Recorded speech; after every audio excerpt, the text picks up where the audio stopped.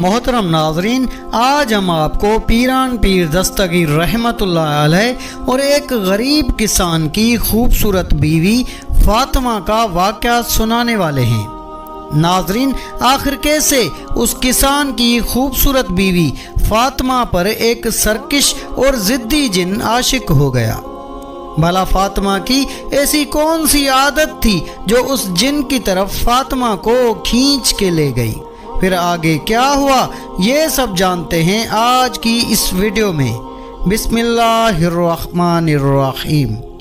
ناظرین، ملک شام کے ایک چھوٹے سے گاؤں میں سلطان نامی ایک آدمی رہتا تھا۔ سلطان کی ایک اکلوتی ہی بیٹی تھی جس کا نام فاطمہ تھا۔ پورے گاؤں میں فاطمہ نہایت ہی خوبصورت لڑکی تھی۔ پورے گاؤں کے لڑکے فاطمہ کی خوبصورتی دیکھ کر سلطان سے فاطمہ کا رشتہ لینا چاہتے تھے، لیکن سلطان نے فاطمہ اپنے بھائی کے بیٹے کو دینا چاہی۔ سلطان کے بھائی کا بیٹا آوارہ اور بد چلن تھا، اس لیے فاطمہ نے اپنے ابو سلطان کو چچا زاد بھائی سے شادی کرنے سے صاف صاف انکار کر دیا تھا۔ جب بھی فاطمہ سہیلیوں کے ساتھ پانی بھرنے باہر جاتی، فاطمہ کا چچا زاد بھائی موقع دیکھ کر فاطمہ اور اس کی سہیلیوں کو تنگ کرتا رہتا۔ اس وجہ سے وہ فاطمہ کو ایک نظر بھی نہیں بھاتا تھا۔ اسی گاؤں میں ایک علی نام کا لڑکا بھی رہتا تھا جو نہایت ہی شریف اور دیندار لڑکا تھا۔ جب فاطمہ کے ابو نے فاطمہ کو شادی کے لیے ضد کی تو فاطمہ نے کہا، چاہے کچھ بھی ہو جائے ابو، میں آپ کے بھتیجے سے شادی نہیں کروں گی۔ تو سلطان بولا، کیا میں ساری عمر جوان بیٹی کو گھر میں بٹھا کے رکھوں؟ لوگ مجھ پر طرح طرح کی باتیں نہیں کریں گے؟ تو فاطمہ بولی، ابو میں آپ کے بھتیجے سے نہیں بلکہ علی جو ہمارے پڑوس میں رہتا ہے تو وہ بہت ہی غریب لیکن وہ بہت ہی شریف اور دیندار لڑکا ہے، میں اس سے ہی شادی کروں گی۔ خیر، اب فاطمہ کے ابو نے بھی اپنی بیٹی کے ضد کے آگے گھٹنے ٹیک دیے اور فاطمہ کی شادی علی سے کروا دی۔ اور یہ بات فاطمہ کے چچا زاد بھائی کو بالکل بھی اچھی نہیں لگی۔ اس نے فاطمہ کو ہر حال میں علی سے دور کرنے کی ٹھان لی۔ علی ایک محنتی کسان بھی تھا اور فاطمہ ایک نیک دل اور نہایت ہی خوبصورت عورت تھی، لیکن ان کی زندگی میں خوشیوں کی کمی تھی۔ علی اور فاطمہ کی مالی حالت بھی بہت ہی خراب تھی اور وہ ہر دن محنت کر کے بھی اپنی مشکلات میں کمی نہ لا سکے۔ فاطمہ ہمیشہ دعا کرتی رہتی تھی کہ اللہ ان کی مدد کرے۔ وہ دونوں روز اپنے کھیتوں میں جاتے، سارا دن کھیتوں میں کام کرتے تھے، پر کھیتوں سے آمدنی اتنی ہوتی تھی کہ گھر کا گزارا ہی مشکل سے ہوتا تھا۔ ان کے کھیتوں کے ساتھ ایک بہت ہی بڑا گھنا سا جنگل بھی تھا۔ اس جنگل میں دن کو بھی اندھیرا چھایا رہتا تھا۔ فاطمہ کی شادی علی سے تو ہو گئی، لیکن وہ فاطمہ کا چچا زاد بھائی فاطمہ کے عشق میں پاگل پھرتا تھا۔ اس نے ٹھان لی تھی کہ وہ فاطمہ کو حاصل کر کے ہی رہے گا اور فاطمہ کو علی سے جدا کر کے ہی دم لے گا۔ اس لیے وہ ایک جادوگر کے پاس گیا اور اس سے شیطانی عمل سیکھنے لگا کہ کسی بھی طرح علی کو نقصان پہنچا کر فاطمہ کو حاصل کر سکے۔ فاطمہ کے کھیتوں کے سامنے جو جنگل تھا، اس میں چھپ کر کے وہ فاطمہ کو دیکھتا رہتا تھا اور ہر روز فاطمہ کو پھنسانے کی نئی ترکیبیں بناتا رہتا تھا۔ اس نے اپنے استاد جادوگر سے جنوں کو قبضے کرنے کا عمل بھی سیکھ لیا تھا اور اس نے ایک جن کو اپنے قبضے میں بھی کر لیا تھا۔ اب وہ موقع کی تلاش میں تھا کہ فاطمہ کو اس جن کے قبضے میں کر کے علی کو مروا دوں گا، پھر فاطمہ سے خود ہی شادی کر لوں گا۔ ناظرین، فاطمہ کی بھی ایک عادت تھی کہ وہ کبھی کبھی اس جنگل میں جاتی اور وہاں وہ کچھ سکون محسوس کرتی تھی۔ علی اس کو روکتا کہ فاطمہ جنگل میں نہ جایا کرو، کہیں کوئی جنگلی جانور تمہیں نقصان نہ پہنچا دے۔ لیکن فاطمہ علی سے کہتی میں ادھر ہی ساتھ تو کھڑی ہوتی ہوں، دور بالکل نہیں جاتی، پھر علی چپ ہو جاتا۔ اسی طرح ان کا وقت مفلسی اور غربت میں گزرتا رہا، لیکن ان دونوں نے اللہ پاک کا ہمیشہ ہی شکر ادا کیا، اللہ پاک سے کوئی بھی شکوہ نہیں کیا۔ پھر ایک دن وہ دونوں میاں بیوی گاؤں سے اپنے کھیتوں کی طرف کام کرنے کے لیے گئے۔ کھیتوں میں کام کر کے فاطمہ کو تھکاوٹ محسوس ہوئی، تو فاطمہ نے علی سے کہا تم کام کرو، مجھے کچھ تھکاوٹ محسوس ہو رہی ہے، میں کچھ دیر میں آتی ہوں۔ علی نے کہا ٹھیک ہے، تم درخت کے نیچے تھوڑا آرام کرو۔ فاطمہ نے درخت کے نیچے تھوڑی دیر آرام کیا۔ پھر فاطمہ کے دل نے کہا کہ تھوڑی جنگل کی سیر کی جائے۔ جیسے ہی فاطمہ جنگل میں گئی تو اسے سکون محسوس ہو رہا تھا، لیکن اس کا چچا داد بھائی جو اب جادوگر بن چکا تھا، وہ فاطمہ کی تاڑ لگائے جنگل میں چھپ کر بیٹھا تھا۔ چلتے چلتے وہ جنگل میں تھوڑا آگے نکل گئی، پھر ایک پرانے پیڑ کے نیچے بیٹھ گئی۔ اس کے چچا داد بھائی کے قبضے میں جو جن تھا، اس نے اس جن کو حکم دیا کہ جلدی فاطمہ کو اپنے قبضے میں لے لو۔ وہ جن حکم سنتے ہی اس پیڑ میں جا کر فاطمہ میں گھس گیا۔ فاطمہ کی خوبصورتی دیکھ کر وہ جن بھی فاطمہ پر فریفتہ ہو گیا۔ اس جن نے بھی فاطمہ کے ساتھ رہنے کا پکا ارادہ کر لیا تھا، پر وہ جن تو اس کے چچا داد بھائی کے قبضے میں تھا، وہ کچھ کر نہیں پا رہا تھا، بس وہ حکم کا تابع دار تھا۔ پھر وہ جن فاطمہ کے اندر سما گیا۔ پھر فاطمہ وہاں سے اٹھی اور جنگل سے نکل کر اپنے کھیت میں آئی اور علی سے بولی میری طبیعت میں کچھ قرار نہیں ہے، چلو گھر چلتے ہیں، کل کھیتوں میں کام کر لیں گے۔ پھر وہ دونوں میاں بیوی گھر چلے آئے اور فاطمہ کا چچا داد بھائی یہ دیکھ کر بہت ہی خوش ہوا کہ تیر نشانے پر لگ گیا ہے۔ اب رات کو جب فاطمہ اپنے شوہر کے ساتھ سو رہی تھی تو اچانک اس جن کی آمد ہوئی، جن کا نام طاہر تھا، جو فاطمہ پر جنونی عاشق ہو گیا تھا۔ طاہر نے فاطمہ کے خواب میں آ کر کہا میں تمہیں چاہتا ہوں، تمہارا شوہر تمہیں نہیں سمجھتا، میرے ساتھ آؤ، میں تمہیں ہر خوشی دوں گا۔ فاطمہ کا دل پہلے ہی بے چین تھا، یہ سننے کے بعد اور بھی بے چین ہو گیا۔ خدا کا کرنا کیا ہوا کہ وہ کہتے ہیں نا کھودو گے کسی اور کے لیے لیکن گرو گے خود ہی۔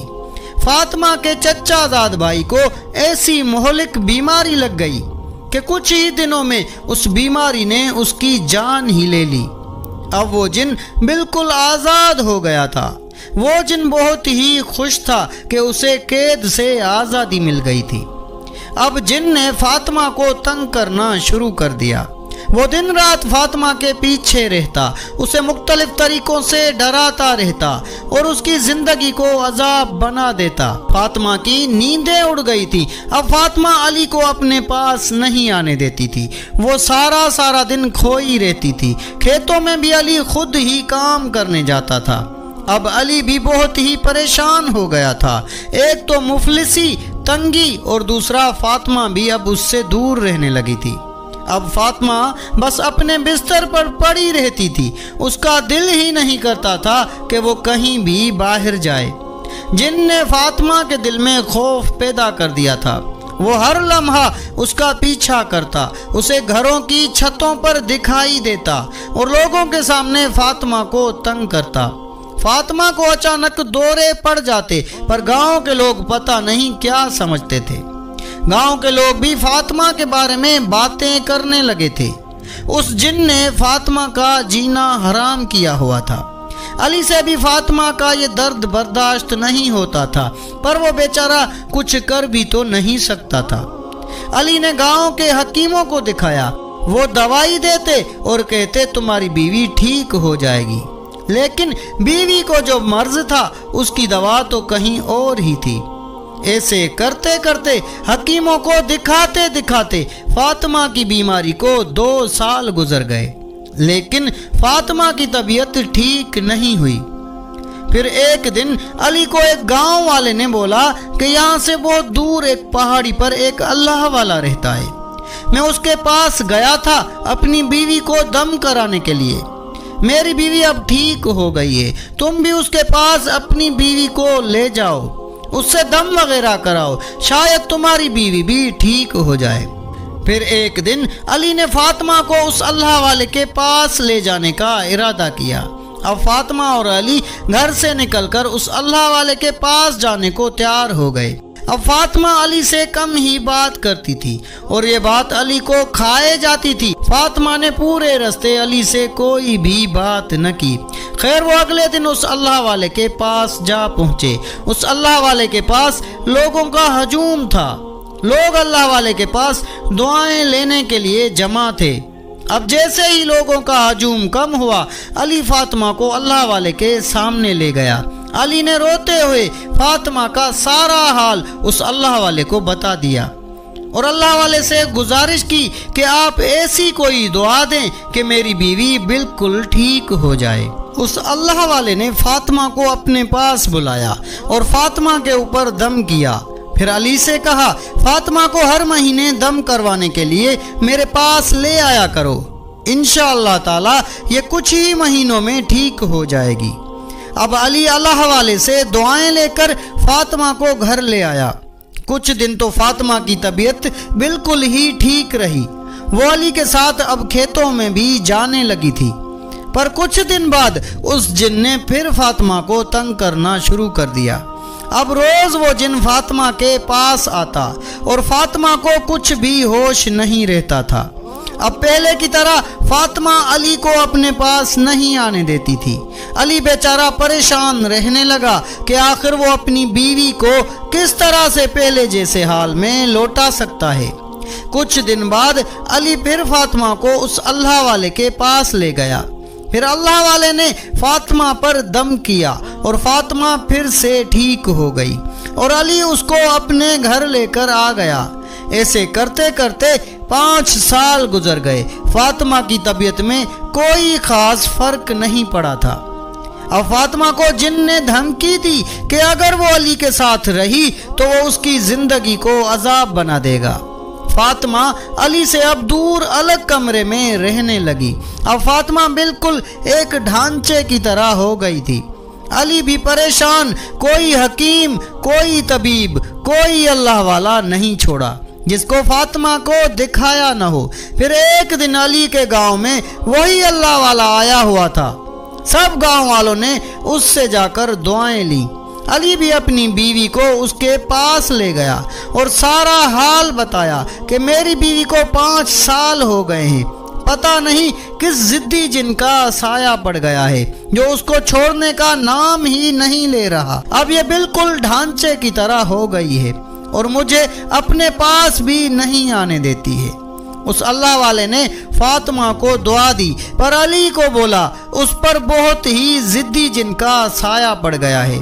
یہ جو جنگل میں جاتی تھی یہ جن تمہاری بیوی کو اس جنگل کے پرانے درخت سے ہی لگا ہے، لہذا یہ میرے بس کی بات بالکل بھی نہیں ہے۔ بہتر یہ ہے کہ تم بغداد شریف چلے جاؤ۔ شوہر نے حیرت سے پوچھا کہ بغداد شریف کیوں چلا جاؤں؟ وہاں پر کوئی بہت بڑے درویش یا فقیر موجود ہیں کیا؟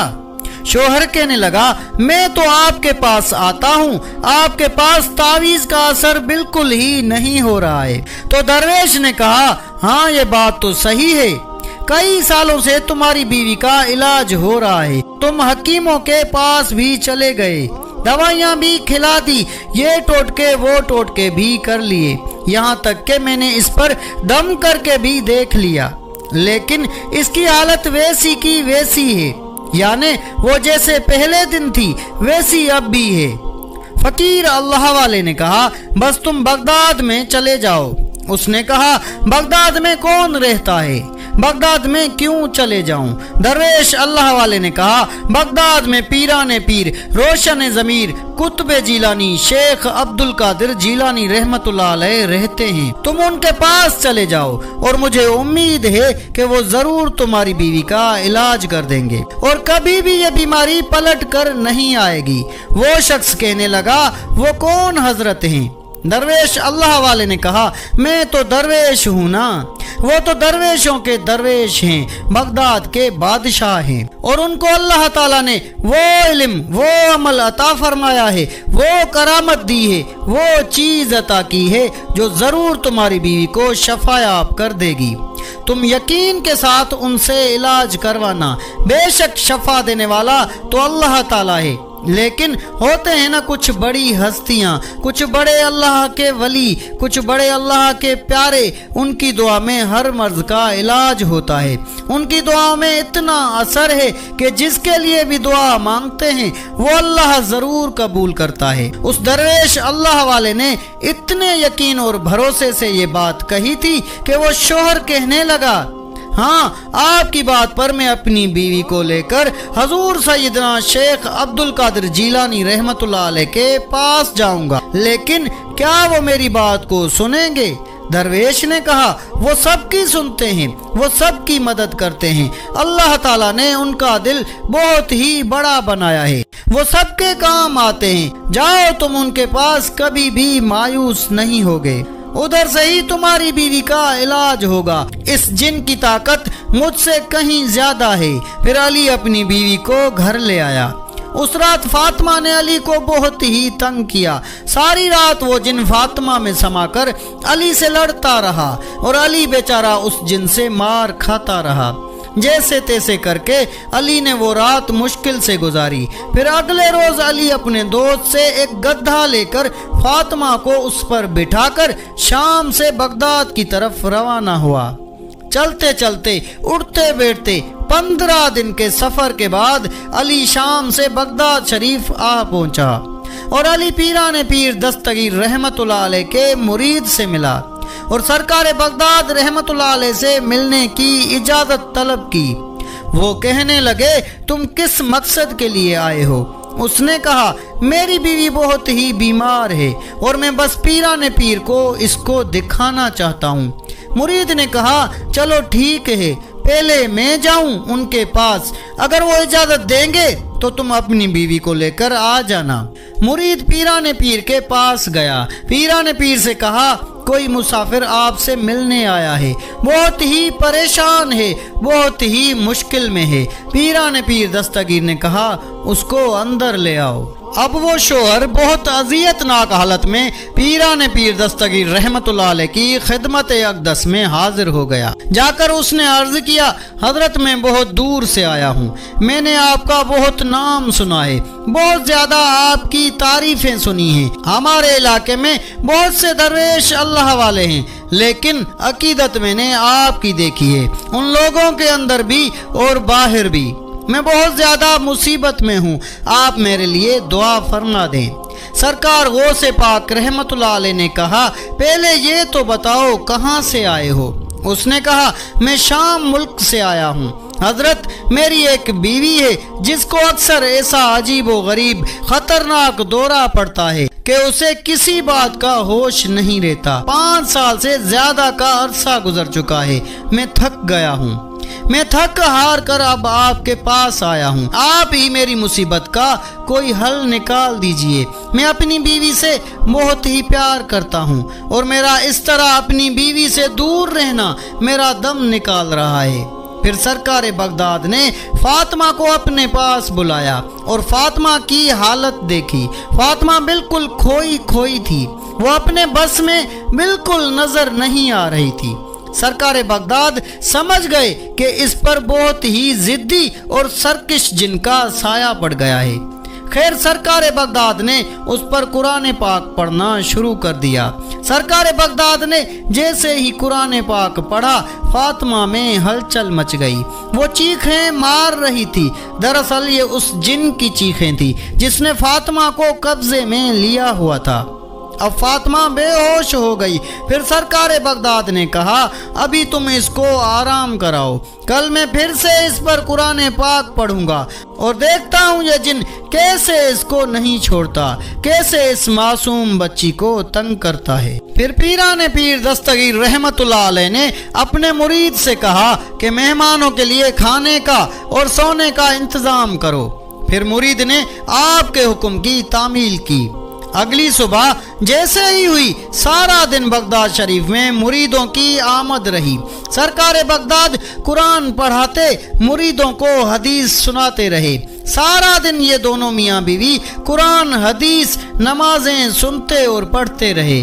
فاطمہ کو ادھر بہت ہی سکون مل رہا تھا، ایسا سکون جیسے چوٹ لگنے کے بعد کوئی مرہم لگا دے۔ وہی سکون فاطمہ کا دل اور دماغ اور جسم محسوس کر رہا تھا۔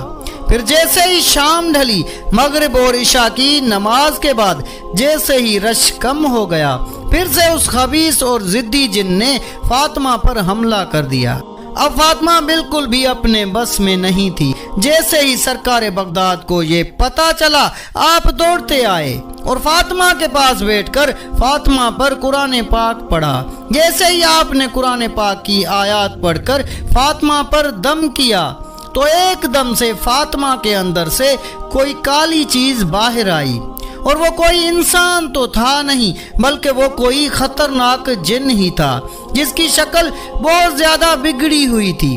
وہ کہنے لگا سرکار بغداد، پیران پیر دستگیر، آپ مجھے اس عورت سے باہر مت نکالیں، میں اس عورت کا برسوں پرانا عاشق ہوں اور آپ مجھے اس سے الگ کرنا چاہتے ہیں۔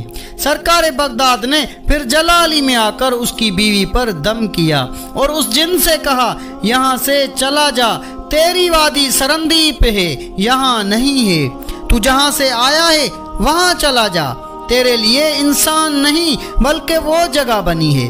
اللہ تعالیٰ نے تم جناتوں کو جو مخصوص جگہ دی ہے وہاں جا کر رہو، انسانوں کو تنگ کرنا بند کر دو۔ وہ جن بھی بہت ضدی اور سرکش اور بہت ہی نافرمان تھا۔ اس جن نے آپ کی بات نہیں مانی، پھر سے کوشش کرنے لگا کہ اس کی بیوی کے اندر گھس جائے، لیکن پیران پیر نے پھر اس جن پر ایسا قہر برسایا کہ وہ بار بار کوشش کرنے پر بھی اس عورت کے پاس نہیں آ پا رہا تھا، لیکن اس کا وہاں سے جانے کا کوئی ارادہ بھی نہیں تھا۔ وہ اس عورت کو اور تکلیف دینا چاہتا تھا، اذیت میں مبتلا کرنا چاہتا تھا، جو کہ اس نے سالوں سے اس کو تکلیف میں رکھا تھا۔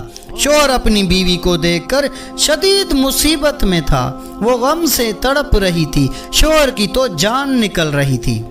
سرکار بغداد نے عورت پر قرآن پاک پڑھ کر آخری دم کیا اور عورت سے کہا اب تم قرآن پاک کی حفاظت میں ہو، اس جن کی کوئی مجال ہی نہیں جو تمہارے قریب بھی آ سکے۔ پھر وہ ضدی اور سرکش جن جیسے ہی ضد کر کے اس عورت کے پاس آیا، جن ایک دم سے چیخنے لگا جیسے اس کو کوئی مار رہا تھا۔ پھر اس کے جسم میں آگ لگ گئی، وہ چیخنے لگا نہیں میں یہاں سے چلا جاؤں گا، میں چلا جاؤں گا، میں اس عورت کو اب تک پریشان کر رہا تھا، سرکار بغداد مجھے معاف کر دیجئے، اب میں فاطمہ کو تنگ نہیں کروں گا، میں یہاں سے چلا جاؤں گا۔ پھر اچانک وہ خبیث جن جل کر راکھ ہو گیا۔ شوہر جو اس کا سالوں سے علاج کرواتے کرواتے تھک گیا تھا، آج ایک ہی ورد سے، قرآن پاک کی طاقت سے اس کی بیوی بالکل تندرست ہو گئی۔ علی اور فاطمہ نے ایک دوسرے کو گلے سے لگایا اور اللہ کا شکر ادا کیا، جن کی مداخلت نے انہیں اور بھی مضبوط بنا دیا تھا۔ پھر دونوں میاں بیوی کچھ دن سرکار بغداد کی خدمت میں رہے۔ وہ سارا دن آپ کی خدمت میں رہ کر قرآن پاک کی تلاوت سنتے، آپ کے بیانات سنتے، نمازیں پڑھتے، مطلب کہ ان دونوں میاں بیوی کا سارا دن عبادت میں ہی گزرتا تھا۔ سرکار بغداد کے پاس رہ کر وہ دونوں اپنے دلوں کو ایمان کی روشنی سے منور کر رہے تھے۔ ان دونوں کو جیسے زندگی میں سکون ادھر ہی ملا تھا۔ پھر نہ چاہتے ہوئے بھی ان دونوں نے آپ رحمت اللہ علیہ سے اجازت طلب کی، اور اسی ارادے سے کہ اپنے گاؤں جا کر عورتوں اور مردوں اور بچوں کو قرآن پاک سکھائیں گے۔ آپ رحمت اللہ علیہ سے جو بیانات سنے تھے وہ بیانات سنائیں گے۔ پھر آپ سے اجازت طلب کر کے وہ دونوں میاں بیوی اپنے ملک شام اپنے گاؤں کے لیے سفر پر نکلے۔ اب یہ سفر ان دونوں میاں بیوی کا بہت ہی خوشگوار سفر تھا، کیونکہ فاطمہ بھی اب ٹھیک ہو چکی تھی، علی کی تو جان میں جان آ چکی تھی۔ ٹھیک 15 دن کے سفر کے بعد علی اور فاطمہ اپنے گاؤں پہنچ گئے۔ گاؤں پہنچ کر انہوں نے گاؤں والوں کو سرکار بغداد کے بارے میں بتایا اور سارا حال احوال بتایا۔ اب علی اور فاطمہ نے اپنے گاؤں میں قرآن پاک کی تعلیم عام کر دی تھی۔ وہ لوگوں کو نماز سکھاتے، پیارے پیارے بیانات سناتے، اور اس گاؤں کے لوگ بیانات سن کر دین کی طرف راغب ہو گئے۔ تو ناظرین، یہ کہانی ہمیں یہ سکھاتی ہے کہ اگر ہم ایمان اور دعا کے ساتھ اپنی مشکلات کا سامنا کریں گے تو اللہ کی مدد ہمیشہ ہمارے ساتھ ہوتی ہے، اور کوئی بھی مشکل ہم سے نہیں جیت سکتی، اور بے شک اندھیرے کے بعد روشنی ضرور آتی ہے۔ آخر میں اس شعر کے ساتھ اینڈ کرتے ہیں: اٹھ باندھ کمر کیا ڈرتا ہے، پھر دیکھ خدا کیا کرتا ہے۔ تو ناظرین، یہ تھی ہماری آج کی ویڈیو۔ اگر ویڈیو اچھی لگی ہے تو ویڈیو کو لائک کر کے اپنے دوست و احباب سے زیادہ شیئر کریں۔ جزاک اللہ۔